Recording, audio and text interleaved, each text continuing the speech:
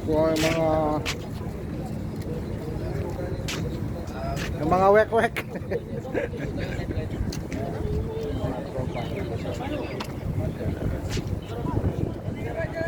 King Abdul Aziz Sports Complex na naman ang wek-wek. Panglahi yan. Bangladesh.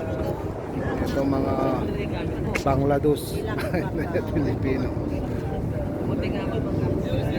Lahat ang trabaho ngayon sa Saudi pinapasukan ng mga wek-wek. Walang sinusubuan, laban ng laban, trabaho para sa ekonomiya, para sa mga senador, mga congressman. Papupunta lang ng tax.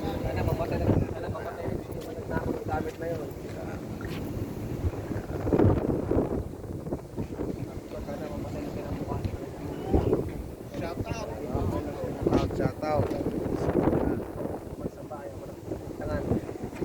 Itim. Tapos puti, uniform. Yan, halo-halo na. Iba-ibang part-time. Kaya iba-ibang uniform. Mga ID. Ayun sa likod yung